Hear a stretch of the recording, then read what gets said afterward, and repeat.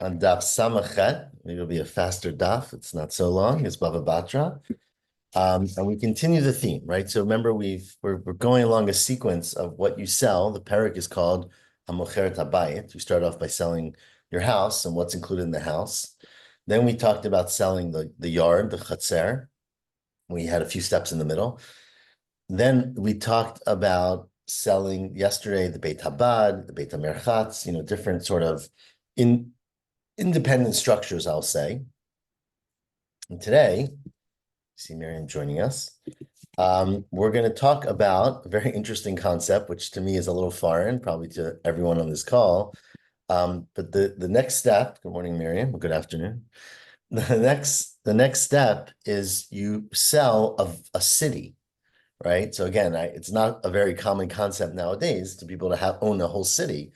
But in those times, I guess, I'm not sure if it was practical or if it was just theoretical, but you could be very wealthy, you own an entire town, which might have been small, and you sell that entire town. So you say to someone else, I'm selling you my, Levitt town or whatever they call it. So interesting to Today, see. people do own islands. Yeah, I mean, it's not inconceivable. I think it's not common, but we're going to see actually very interestingly in Gemara that there might be people that come with the town, which of course was something that was common then, right? You'd have a town would include maybe slaves or servants or officials who run the town, right? You can't just necessarily have a town without people to manage it. So that is one of the questions, is whether those people are included in the sale. So let's read the Mishnah. It says the Mishnah on Daf Samachet Amud Aleph, Hamocher Ta'ir. Person sells an entire city, right? Says the Mishnah, Machar Batim, includes the houses within the city, which remember we discussed in the beginning of the parak. Barot Shichinu Ma'arot, this is like sort of a summary, right?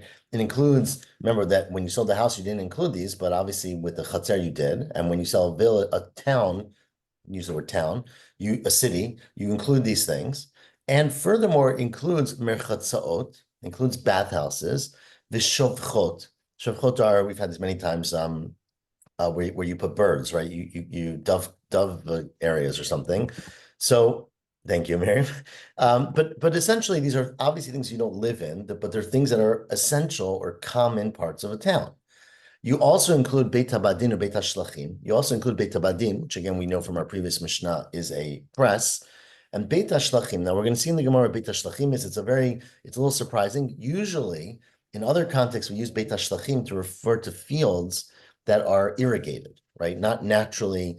You have Beit Habal, which is a field that basically survives based on rain, and Beit HaShlachim is a field usually where you have to water it, meaning if you just leave it there, it won't be enough rainfall for the crops to grow. We're going to see why that would be a question. I mean, presumably all the fields would be included. So you include Beit HaShlachim, but you don't include the movable things, right? So people have stuff in their houses or in their store, or their merchandise, that's not included. Things that are not kavua, they're not fixed, are not included. Now, however, Well, a person is movable. And so, a slave is again, the movable. point, unlike the Beit, so it's a good point. Unlike the Beit Habad, which we talked about yesterday, where the distinction according to Rashbam was whether it was attached to the ground or not. Here, obviously, you're right. The Gemara will discuss that, just to be clear. But it's not a question of whether it's attached to the ground or not. It's a question about whether it's reliably thought to be part of the town or something that happens to be in the town, right? Meaning it's not integral to a town that you have, a bakery with donuts in it. I guess it is part of a town that you have a bakery, right? So that's we'll see the distinction in the Gemara, but it's not a fact just whether it moves or not moves. Metaltalin means things that are movable, meaning that you assume they're not going to be there, or you don't assume they will be there. However, as we've had in the previous Mishnayot, Bisman Shomerlo, if you add the clause that I'm selling you the town, Hi v'chol mashe betocho, then afilo hayuba, then you would include even movable things. And the Mishnah enumerates afilo ba behema, even if you have animals, the avadim and slaves, hare kulan mechurin, those would all be sold. So although, as we just pointed out, these are metaltalin, well, we'll see in the Gemara, but these are movable things. They clearly can move, whether they're metaltalin or not.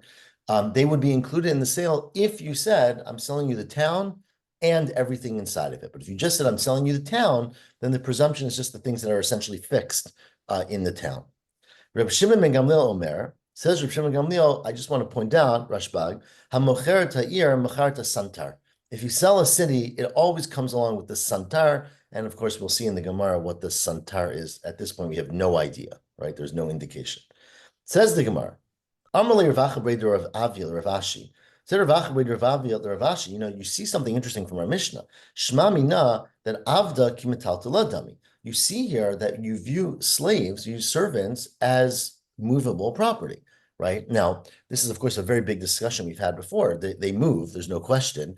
But as we've learned earlier, remember, avdai, we always say kim mekarka dami, that they're like land in the sense of a kinyan, right? The way you make a kinyan on land, you make a kinyan on an eved. So Rashbam says we're not actually discussing that argument. We're just talking about how do people view it? Like, what's the common usage? When you think of avadim, which we mostly don't think about, but in those days, when you thought about avadim, which were very common, of course, did you think of them as being something that's property or something that's metaltally? And of course, it has an implication in this kind of context where you buy a town. So, which that happens very often. Says Rav Acha, the ikim mekarka aidami, the first wide line.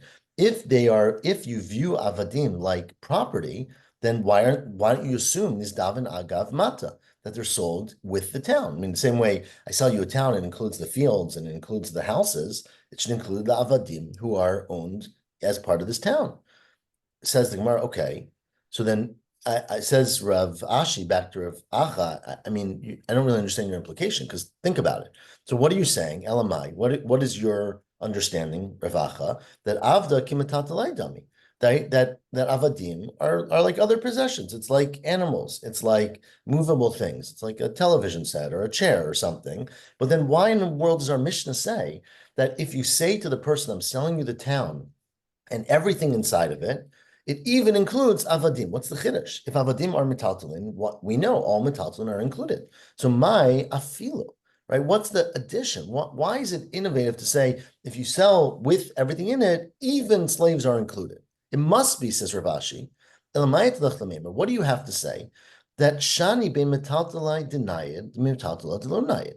That there are, although they could both be metaltalin, you can imagine that there's a distinction between metaltalin that move on their own and metaltalin that don't move on their own, right? If I sell you a town and there's a table inside the table is metaltalin, it moves, but it doesn't move on its own, right? Someone has to go pick it up and walk away with it. So you obviously might have thought that although I'm selling you everything that's inside of it and including the tables inside of it, and not including things that are liable to get up and walk away, right? Which are called metaltali denaidi, things that actually move on their own accord. Because I can't reliably count on them being there. I might show up to the town and they walked off. So that's why the Mishnah would be a chiddush that even if you're selling hu v'chol masha b'tocho, and that includes metaltalin, it doesn't necessarily include all metaltalin. The Mishnah is coming to tell you it does, right? Meaning you wouldn't have known that. It includes slaves and things that are and animals that are movable, that move on their own. So therefore, says Rav Ashi, if that's the case, then it could very well be that our Mishnah views avadim as karka, as property. But even though they're viewed as property, the fact that I sold you a town does not necessarily include the avadim, because afilo tema avdikim karka aidami, third line, you could say the avadim are like property, but shani ben karka denied the karka delonayid. It could be that it could have been, again, there isn't, but it could have been that there's a distinction between property that moves on its own and property that doesn't move on its own. Meaning the fact that an eved is considered property does not automatically mean that he or she is included in a sale. Because it could very well be that a person's intention is I'll sell you the things that are fixed, right? And just because you view an eved as karka for buying purposes, for kinyan purposes, an eved can walk away or it can be moved. And therefore, there's no proof one way or other from our Mishnah from the fact that you include avadim in the sale, whether they're considered to be property, karka, or metaltalin. It could be that they're in its own category of movable things. And therefore, again, back to the Mishnah, if you just sell a town, we assume you do not include the avadim who are not fixed or the animals. But if you say hu v'chol masha b'tocho, everything inside of it, then you do include even avadim and even the behemoth. So that's how we conclude, but it does not prove one way or the other whether they have a status of metaltalin or karka. What's the limit of fixed property? Now, you said a table, right? You can pick up and move it because that's metaltalin. But today, and I don't know exactly when this happened, but one can actually pick up a house, and you see houses on trailers that are right? moving from one city to another. So even the house can be moved. 100%. It's a great point because you're right. So I think it's very similar to an Evid in that sense, or a behemoth, to use behemoth, whatever. I don't know which one's better to use, but yeah, 100%. I mean, it's true. So all of this, of course, the Gemara is speaking about its time and its sort of culture. It all depends on local custom, right? And obviously, as we've said many times, the one lesson you learn from Bava Batra is you should write everything you want in the contract, right? Be very clear. But it's true, right? Let's say I sold you a town, right? Or a campground, let's say, and there was a mobile home park on the campground with 30 homes, but they can get up and move, right? Would they be included or not included? And that would come down. The Gemara does not address that scenario, but it would come down obviously to the same questions of what's considered to be common usage. Did you say hu v'chol masha b'tocho? What's integral? Let's keep going because we're going to get to some more details. Again, we will not get to mobile homes, just to be clear, but maybe we will learn for some of these details how to apply. Rabbi Shimon ben Gamliel says, we're now 4 lines from the wide lines, "Hamacher ta'ir macher santar." If you sell a city, you include the santar. Now, what in the world is a santar? So my santar is the Gemara. Hacha, here, which right here usually means in Bavel, where the Gemara is being written or spoken. Then here we explain the santar, Hacha Targimo. Here we explained that it is bar machvanita. It is a bar machvanita. And Rashbam explains that a bar machvanita is a person whose job it was to keep track, like the surveyor, right? Who had to understand where each field begins and each field ends. And of course, that was a very, very important job before you had, even now it's probably very important, but before you had really good records and good surveys and good diagrams and maps, right? You had a person who had that information, and some of it was probably based on, memory, and some was based on, oh, there was a tree there with a blah, blah, blah. And maybe it was written down, but you had to have a very strong office to register and to survey the land. And that person comes with the town. Because if you lose that person, then basically you get a town, you have no idea how it's subdivided or what's going on. And Rashbam says that person was a slave, meaning they were not free, right? So it wasn't an employee of the town, it was a integral owner, owned by the owner of the town. Again, not exactly a concept we relate to towns, but you could see why in those days it would make a lot of sense. So when, according to Shimon Gamliel, So you buy a town, what's the you have to get the definition? person who knows the lay of the land. Sorry, what's the definition of the word the Rashbam uses, l'achve? Is that to estimate? Lachve is to lay out, is to give borders, to show. Lachve is to show or to delineate, might be an English translation, the borders. So that's the machvanita, okay? That's the first six. That's Rava's pshat. Shimon ben Avtulmus says, no, I disagree. It's referring to Bagi, and Bagi generally refers to fields that are around the city. So a whole different explanation. Now, of course, the word machbanita, I'm sorry, the word Bagi, often we think of it as a swamp, right? As an area that's sort of not necessarily planted. But here it doesn't literally mean swamp. It means the fields around the city, which delineate the borders of the city. So again, you have a city, let's say it has 10 houses, right? And right around it, there are these fields. The question is, do you include just the houses and the road and the store, or do you also include the fields around it? And Shimon Gamliel says you have to include the fields around it. It's integral to part of the city, okay? Now, says the Gemara, think about it logically. Man da'amar bar machvanita, if you say, which was Rav's pshat, right, that the meaning of santar is this official who works in the town, then I would say kol shekain bagi. For sure, it means the fields, because where the logic is, if you're including people, you for sure are including objects. But manda amar bagi, but if your interpretation of like Shimon ben Avtumis is that it's referring to just the fields, then no. Maybe you sell the fields, but it doesn't mean you sell people. Bar machvanita lo mizdavin. You didn't necessarily sell the slave or the person who was in charge of the registration of the land. Now, of course, again, if you said that, it would include it. But if you just said, I'm selling you a town, it means all of the town and the fields around the town. But it doesn't, according to the second explanation, mean the people or the person who's in charge of keeping that straight. Okay? That is the Gemara's assumption. Now, let's read the Gemara inside now. Sorry, I lost the place. It's not. Now, go to our Mishnah and try to analyze from our Mishnah exactly what we mean. So says our Mishnah, now we're quoting back to our Mishnah. It said in the Tanakama that if you sell a town, you include Beit HaBadim, you include the place of the press and Beit HaShlachim and the fields that are shlachim. Now we didn't. In the Mishnah I left that a little bit open. What are Beit HaShlachim, right? So Savrua. Now we assume. We'll see why we assume this. That my shlachim. That what are Beit HaShlachim? That's referring to Bagi. That's referring to the fields that are irrigated. And what? How does the word shlachim mean that? Because the pasuk says in Iyov, "V'sholeach mayim al pnei chutzot," that God is amazing because God sends out water to the fields, right? So the word Beit HaShlachim refers to fields that are irrigated. Okay, so the Tanakama is saying that when you sell a town, you include the Beit Habad, which again is irrelevant right now, and you include the fields. Okay, now. I understand, according to the first explanation, that Reb Shimon ben Gamliel is then coming to say, if you sell a town, you include the official in charge of surveys, right? So the Tanakama said, you include the fields, but not the person. And Reb Shimon ben Gamliel comes to say, and you include the person, right? Amar Tanakama Bagi Mizdavna. The Tanakama said you include the fields, and Bar Machvanita lo Mizdavin, but you didn't include the person who's in charge of the fields. The other Reb Shimon ben Gamliel, the Meimar, comes Reb Shimon ben Gamliel to say, no, afilu bar machvanita nami mizdavin, that you're even selling the person who's in charge of the survey and the borders of those fields, right? So that makes a lot of sense. Tanakama has an opinion. Reb Shimon ben Gamliel comes to add to that opinion.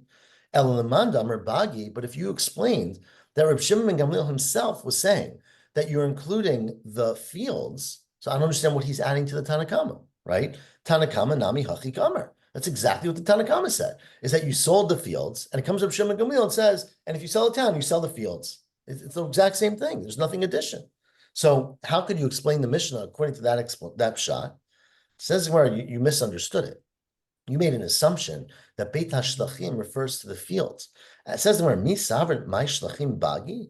Did you really think Beit HaShlachim refers to the fields, the agricultural fields around the town? Lo, it's not what it means. Beit HaShlachim refers to ginunaita. It refers to, I would say, that literally means the gardens, but meaning the decorative grounds, right? So, in mindset, you had a city. The inside is the city where the houses are. Outside of that, you have fields that are spaced that like every city, or not every city, but many cities. You have flowers and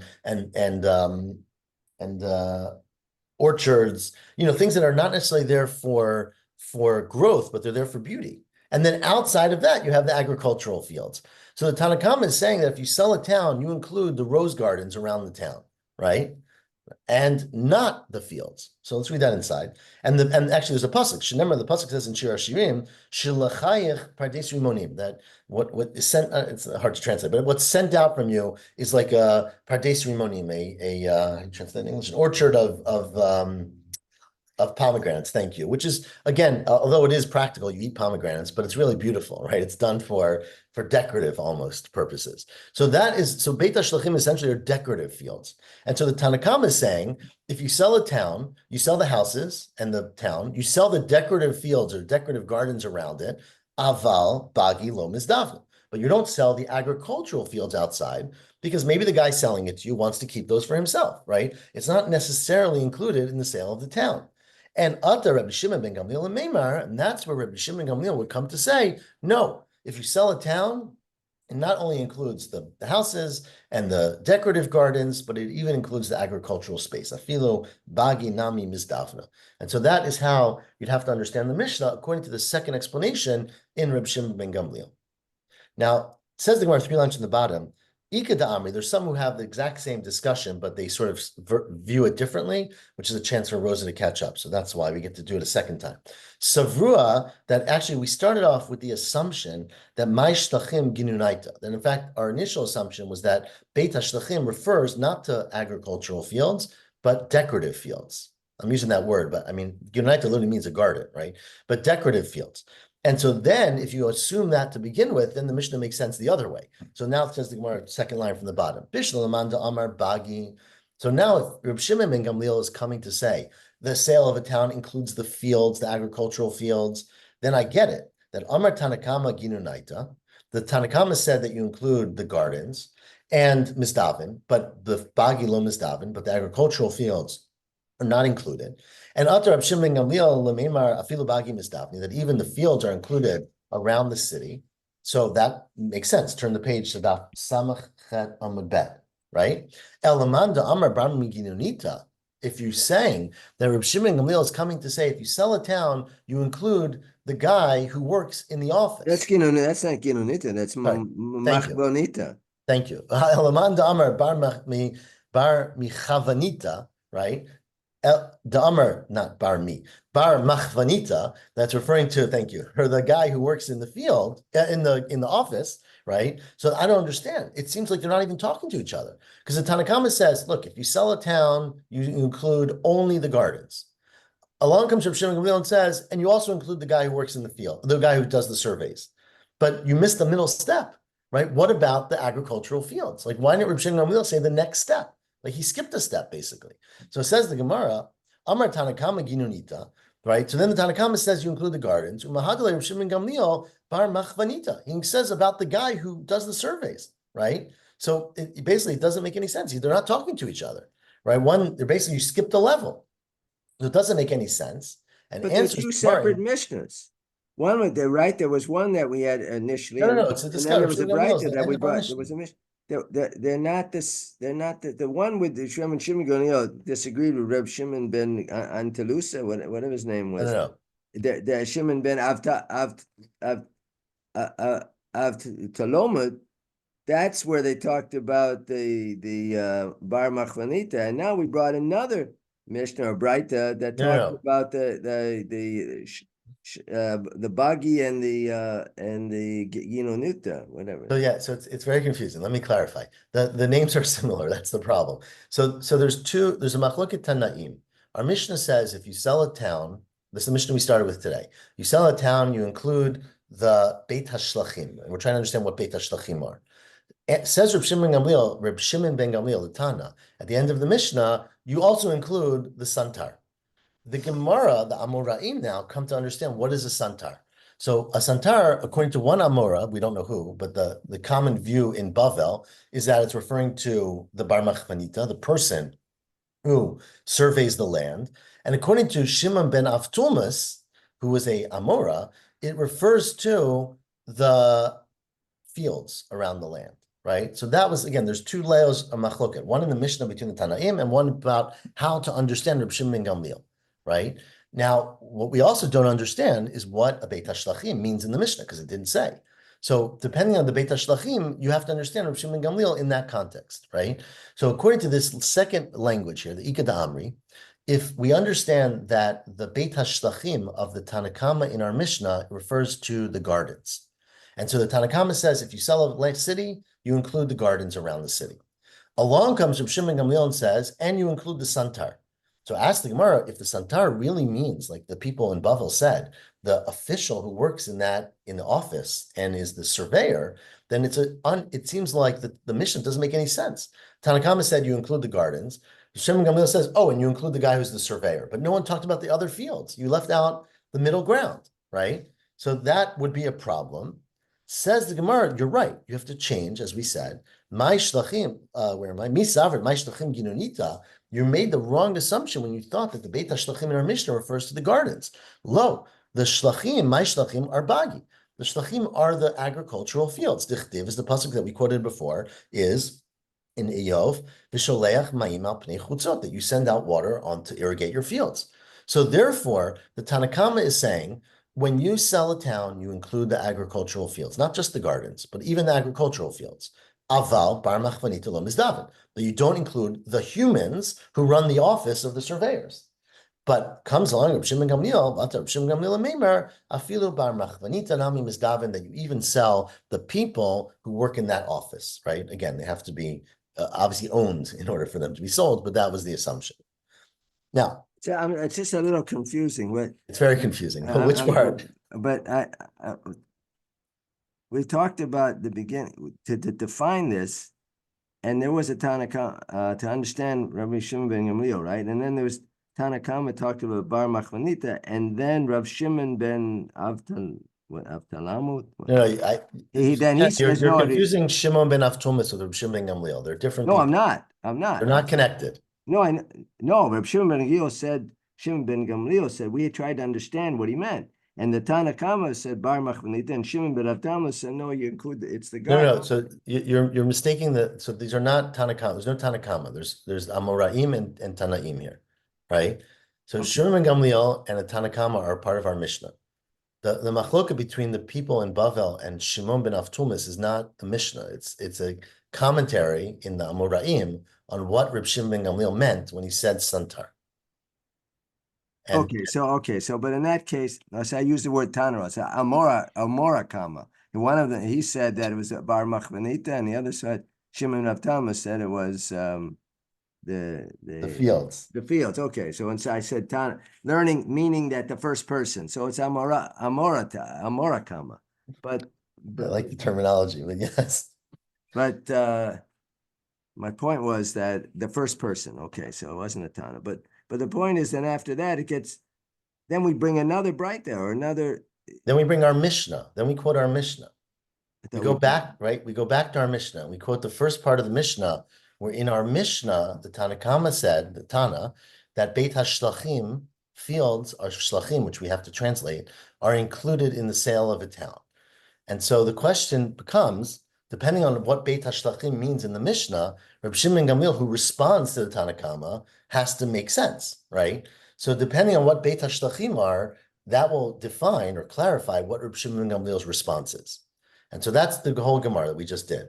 So depending on there's a machlok at what Reb Shimon Gamliel means, but it has to make sense within the context of him responding to the Tanakama, who said that Beit HaShlachim are sold and other things are not sold.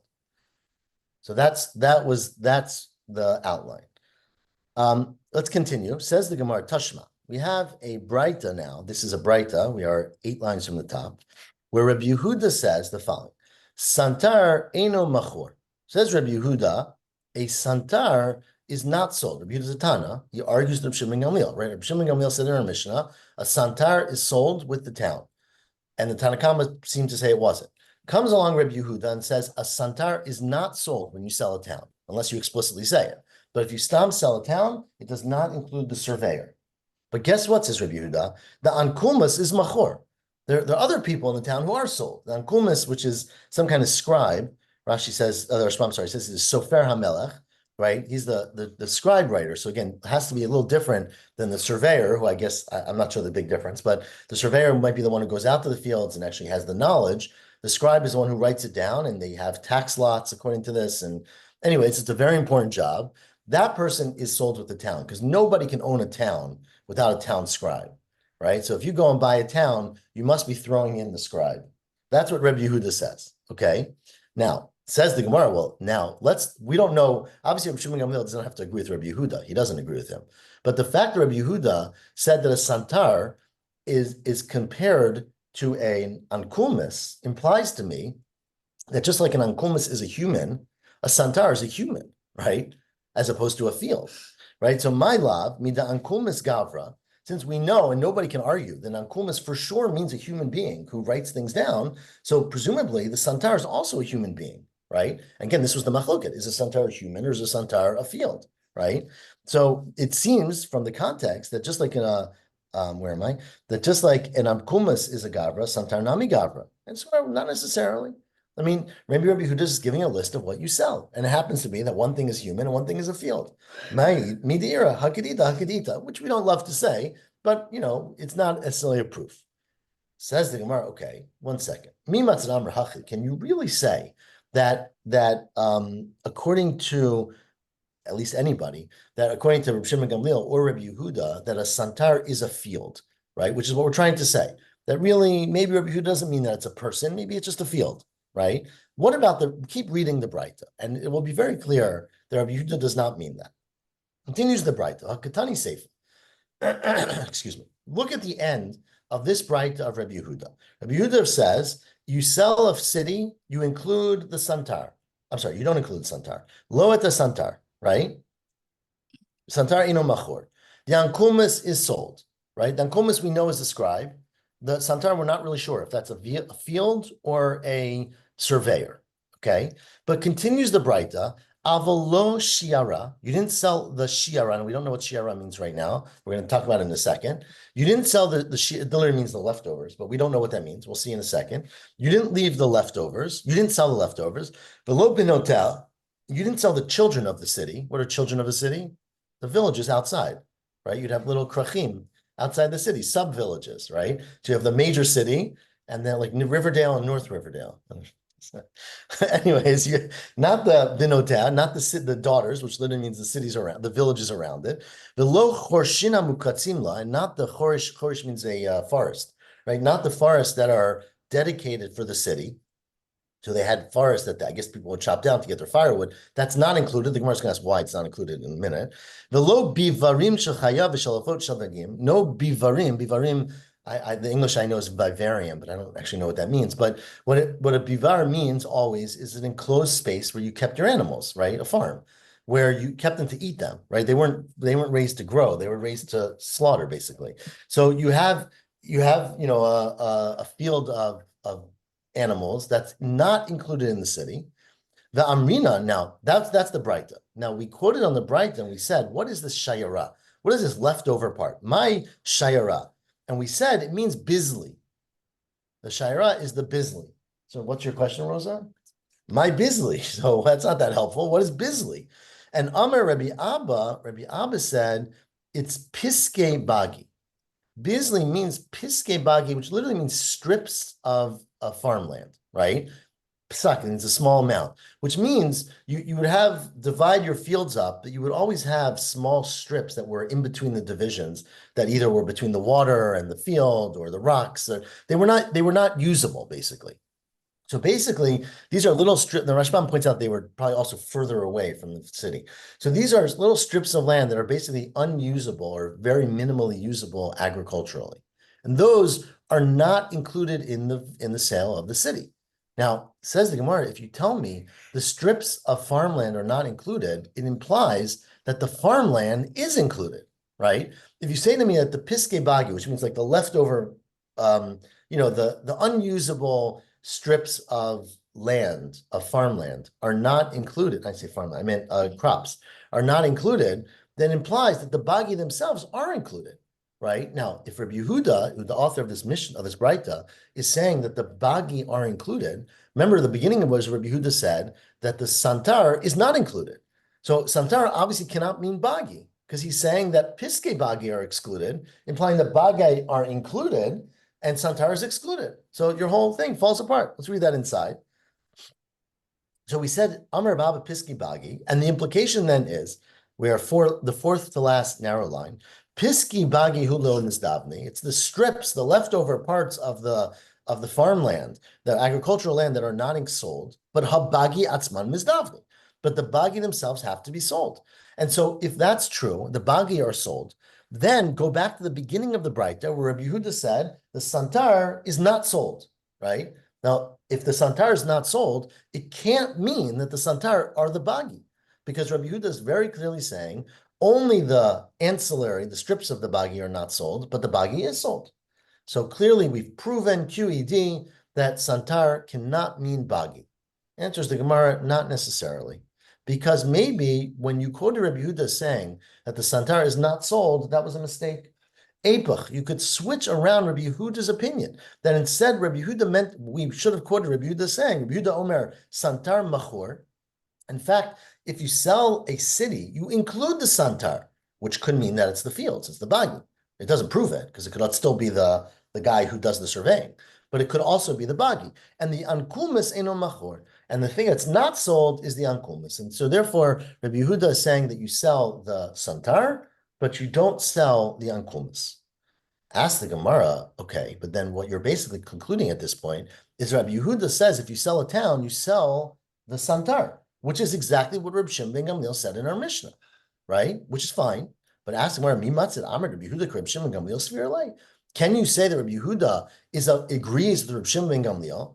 But the problem is that if you look further in another Braita, Rabbi Yehuda Rabbanan Sfirle, we find not another Braita, the Braita we just quoted, that Rabbi Yehuda seems to be of the mind that he agrees with the Rabbanan, not Rabbi Shimon ben Gamliel.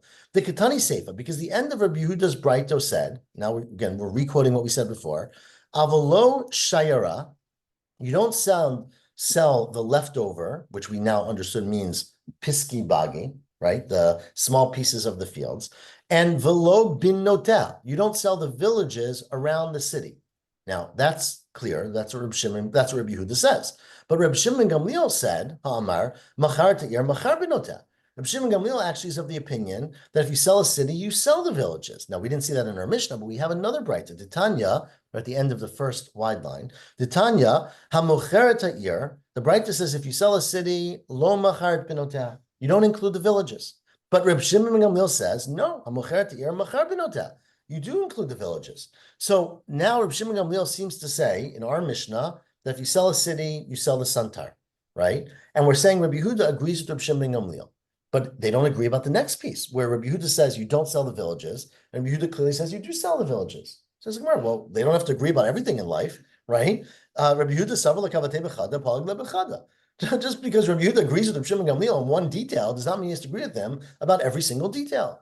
So Rabbi Yehuda has staked out a middle ground, I'll say, in between Rabbi Shimon Gamliel and the Chachamim, where Rabbi Yehuda says if you sell a city, you include the santar, which we still don't know for sure. Does that mean the official who does the surveying of the land, or does it mean the actual land?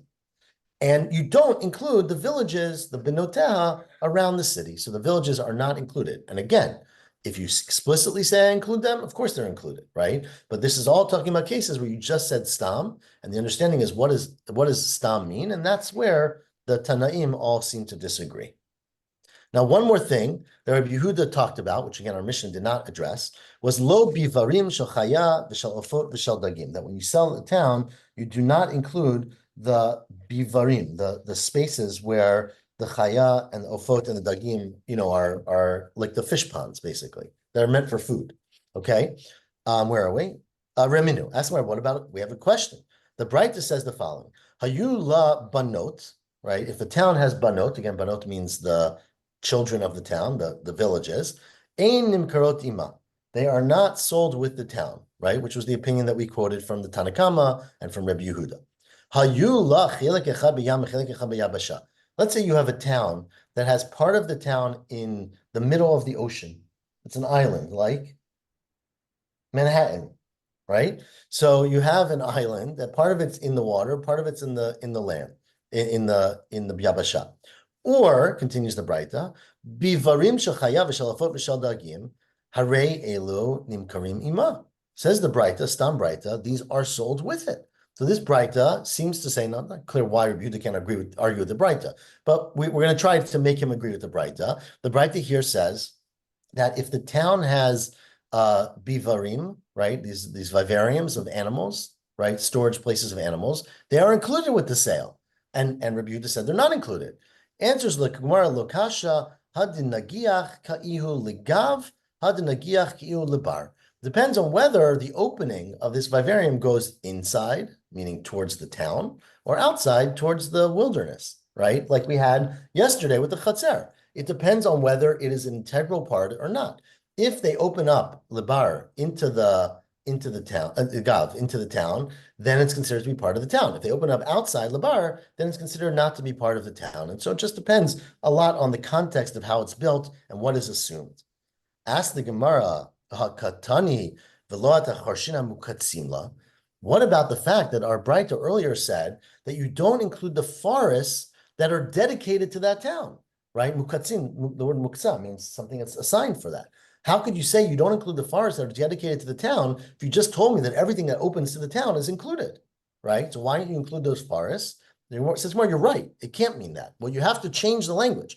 Ema, it has to say, Umukatzin himena. They're separated from the town. They're not dedicated to the town. They're dedicated against the town, basically, meaning the forest is dedicated. This is the wood for New Rochelle, right? Not for the city over. So there's a designation that the forest, although there's no walls around the forest, right? And it's right outside the village, that this forest is meant for another village, not for this village, and therefore it's not included. So again, it all depends to some extent on what's known, what's said, and what's built, and you understand. Let's do the last Mishnah in the last 5 minutes we have. Hamocher et hasadeh. Now we're sort of going backwards, right? You just sold your house, you sold your courtyard, you then sold your town. Now you get to the fields, the unpopulated necessarily parts. So says the Mishnah, if you sell a field, right? I sell you a big field, mocher avanim, I include the stones in the field. The Gemara tomorrow is going to discuss why. It seems pretty obvious. Like, what are you going to take your stones with you, right? So you sell the stones. Shehem l'tzarcha, if they're needed for the field. Now, again, we'll discuss what are stones that are needed for a field. Why would you want stones on a field? Might mean the fence. We'll discuss this tomorrow. Veta kanim shebekarim, and you include the kanim, how do you translate kanim? Reeds, I guess, that are in a vineyard. Again, we'll see all tomorrow that these are not growing from the ground. These were like the things you took to hold up the grapes, right? There must be an English word for that, but the Rashbam talks about you would split them. I think Gemara talks about you split them in half, and they become like these Ys, basically. Then they hold up the grapes. Shem letzarka, if they are needed for the karam, which is included in the field. Veta tfu'a shemuchaber the karka, and you include the grain that's attached to the ground, which again the Gemara is going to ask tomorrow. It seems pretty obvious. Vet chitzata kanim. Now you also include a chitzata kanim, which again I don't really know how you translate this in English, but it basically means a field of reeds, right, that are built that are growing. So let me take a step back, right? The assumption is that if you sell a field, you include everything in the field. There are exceptions, and the exceptions basically are independent growths within that field that might have their own stature, right? And we're going to see in a second that, for example, a sycamore tree. So sycamore trees used to grow if when they would like our tree in the backyard, they would cut them down, they would like, what do you call it, prune them, and then they would grow very, very thick, and they were basically like factories of wood, right? Where every year you could cut off some wood and make planks for your house. That's considered to be its own entity. If you sell a field, you don't include a mature sycamore tree. You don't include a mature carob tree. We're going to see in a second. So presumably, if you have a section within your field, which is growing reeds, if it's a very large section, it would be excluded. Miriam, Yeah, so they actually translated by thicket of reeds. Thicket. Oh, I love that word. Okay, so you also include the chitzat kanim if it's small. So it depends on how big that space is. If it's pchutami beit rova, if it's less than a rova, which was like I think 2,000 amot, right? So if it's less than the beit rova, then it is included. Let me just clarify what a beit rova is. I don't know. It's a quarter of a kav. Right, but what do you remember? Is it 50 by 50, or is it 2,000 square? I forgot what it was. No, I don't know either. Yeah, okay, maybe we'll talk about it. Maybe I'll look it up and try to share it. But anyways, it has to be a pretty substantial size. Veta shomera. Now you include the shomera, which means the guardhouse where the shomer sits, like the hut outside school. If it's eno suya betit, if it's not made with cement, right? Meaning if it's just thatched roof kind of thing. Vet hacharuv. Now you also include a carob tree as long as it's eno morkav. It's not already grafted together, and carob trees can grow, very, very old, very, very big, but it takes energy to do that. It takes like effort to do that. You have to change the tree. That betulat shikma, and also a shikma, which is a sycamore tree, if it's betula, if it's virginal, meaning it's young and it hasn't yet grown out.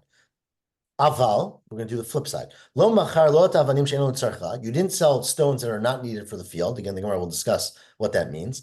V'lo et kanim shebekarem. You did not include the support reeds in the vineyard she'enon litzarcha if they're not needed actively at that point for the karam. Again, the Gemara will discuss that.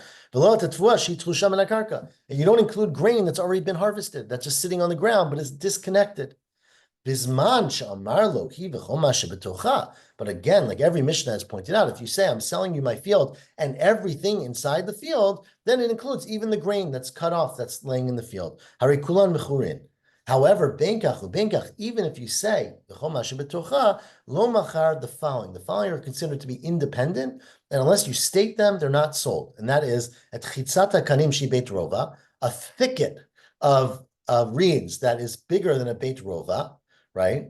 And lo shomera she'asuya betit, and not a guardhouse that's made with cement that's like permanent or semi-permanent.